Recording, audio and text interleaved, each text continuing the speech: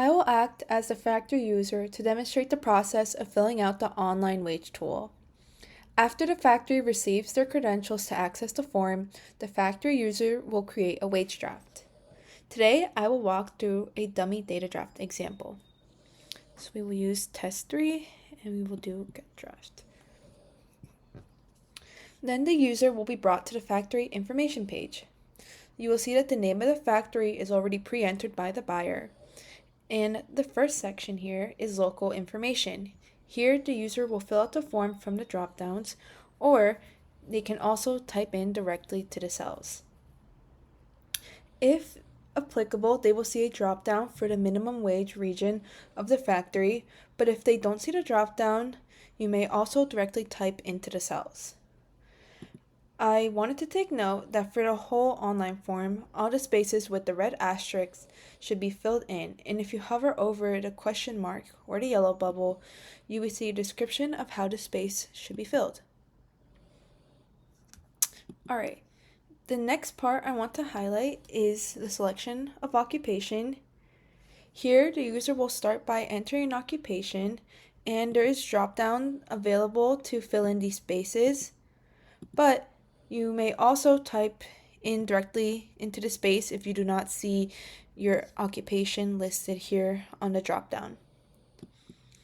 For the online tool, we ask for at least one occupation, but you may fill in up to 8 occupations. And as you can see here, you will select add occupation and more will come down. Alright, so once the user finishes filling out this section, they can click save and move on to the next section. In this section, we will look at pay information. So for the pay period, we are collecting 12 months of wage data. The start and end date for the pay period will already be selected by the brand or company, as it is shown here. Then the factory will fill out the information accordingly, the total regular days worked, and if applicable, the bargain regular wage. They can indicate whether the bargain regular wage is earned hourly, daily, weekly, or monthly, and the dashboard will use this information to calculate it accordingly.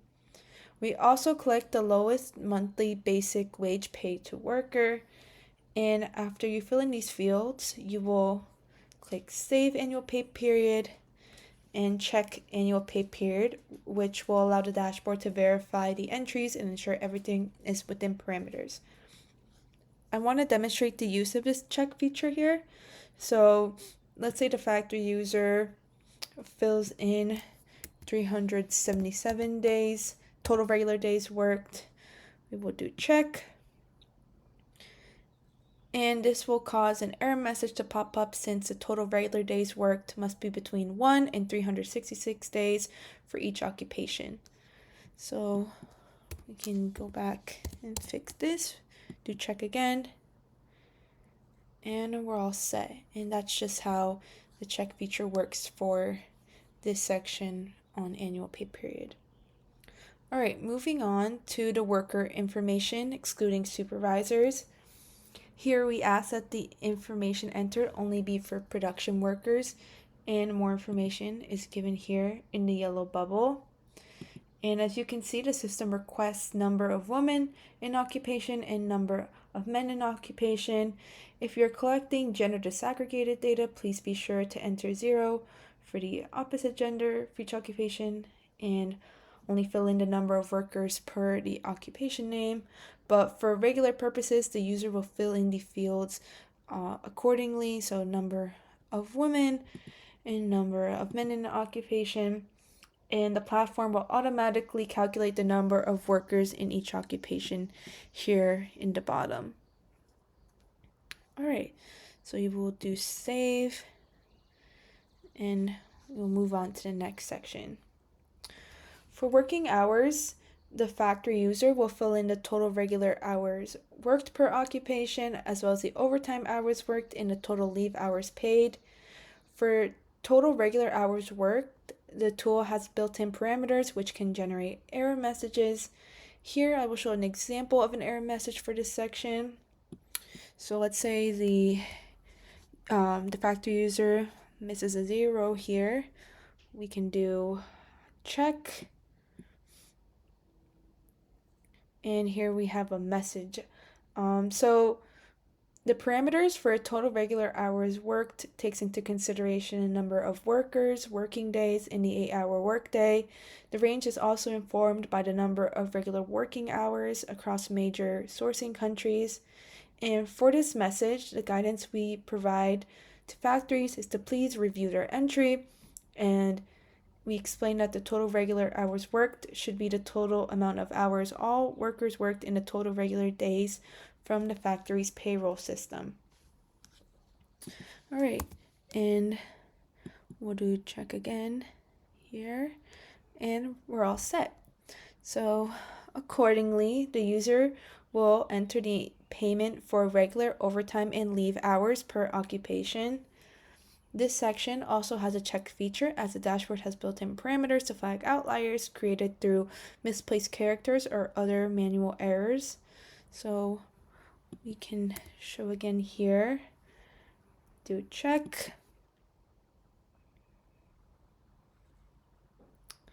This message appears when the total regular pay falls outside the accepted range of 50% to 150% of the country's average for regular pay. However, the alert is not a rejection, rather a prompt to discuss further with the supplier and verify whether the inputted data is accurate. So you can see we ask that you fill in a comment here, and yes, so we can also fix the error here, do check again, and we're all set. So moving on to incentive pay, you see here that we have a drop down to fill in the name of the incentive. We also ask that you provide a description of the incentive and fill in the total incentive pay fields for each occupation. We ask if the incentive is earned during overtime, and you can also add up to 8 incentives here. For legal deductions and taxes, you can click on the yellow bubble for more information. The user will enter the name of the tax or deduction, the description of the tax or deduction, and the total tax deduction per each occupation. Here you can also add up to 8 legal deductions and taxes as well. So after this page is filled out, the user will save the progress, and can click next. In this section, we collect benefit information, including in-kind benefits and cash benefits. Here at the top, we have a breakdown of the definitions for in-kind and cash benefits, as well as hyperlinks for dictionaries to both. So here, I'll click the in-kind benefits hyperlink, and here is the cash benefits hyperlink. All right. So just to start, regarding the total amounts we add here, please enter the total expenditure based on the number of workers from the selected occupations indicated on the form. So specifically for in-kind benefits, you will use the drop-down to select the category the benefit falls under. Then you will fill in the name, provide a short description, and the total amount spent annually for all workers. And for cash benefits, we have similar breakdown for the category. Again, we will ask for a name, provide a short description, and the total amount spent annually. And for both benefits, you can add up to 8 each. And once the user is done filling in this section, we will just click next. So once the factory user has finalized filling out the fields, they will have a chance to review the online form. If they see something is off or a possible error, they can click edit to any of the sections here. I will show an example. So let's say the cash benefit, you see some things off, they'll click edit and it'll be brought directly to the benefits section. And then once they're finished reviewing, they can click next and we are brought back to review. At this point, the user filling out the form can keep a record of the data by clicking Export CSV, and this will save a file of the data offline. We highly recommend factory users export a CSV copy of the data file. Once you have submitted the form for review, you will not be able to download it afterwards. So if you do export CSV, be able to save a copy offline. At the bottom here, you will see that the dashboard calculates the monthly averages for your review. And also at the bottom, the factory user can see the buyers who will be the recipients of the data. And that would be here in this section, and you'll see a drop down here. And when they're ready, the factory user will select Submit Form for review and finalize the process of filling out the online form.